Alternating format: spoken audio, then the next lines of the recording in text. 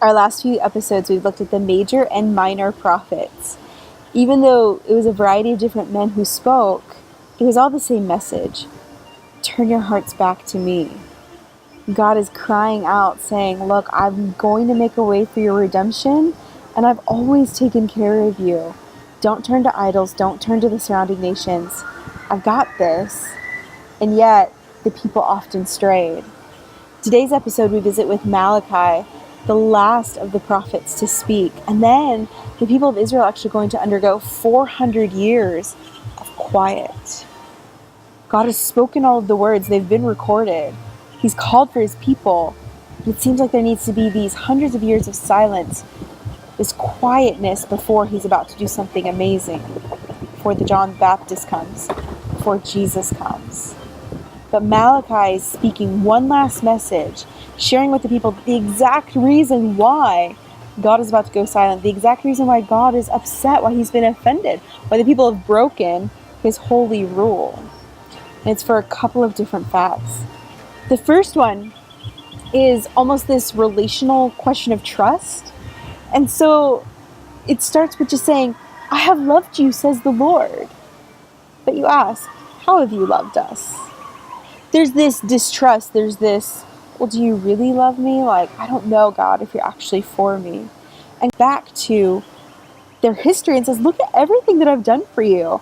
I have shown myself to be faithful. I've rescued you again and again. I'm going to be there for you. The people have a hard time remembering that.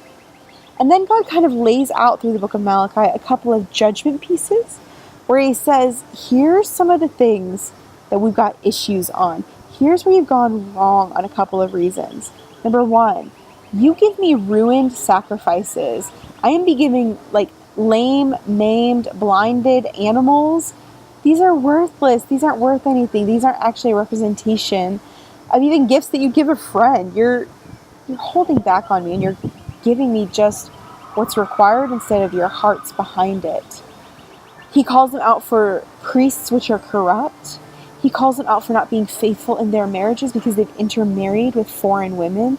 And then those women brought their gods with them. And so that's how idolatry has been introduced. And he also says that they've been unfaithful within their own marriages. And he says, I won't hear your prayers if you're not being faithful to your wife. If you're not taking care of your home, like, don't even pray to me. Go make things right at home. And then he goes on to say, you're robbing me of what's mine. You're not bringing in the tithes and offerings. You're not actually giving me what's first and then letting me take care of you and everything else that follows. These are some pretty serious charges.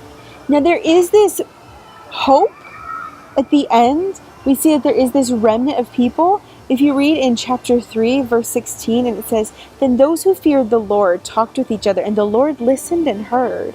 A scroll of remembrance was written in his presence concerning those who feared the Lord and honored his name.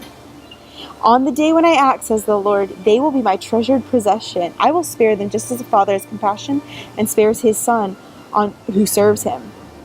And you will see the distinction between the righteous and the wicked, between those who serve God and those who do not. But then it speaks of this day of judgment that's coming. And there's this promise of one who's going to come in the spirit of Elijah. And he's talking about John the Baptist, who's going to say, look, behold the Lamb, the one who's taking away the sins of the world.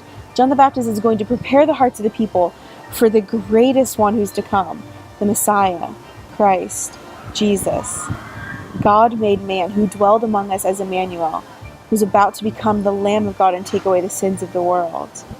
There's a 400-year gap in between now and then. But God is doing a mighty thing in his people. He's letting them know exactly where they're headed.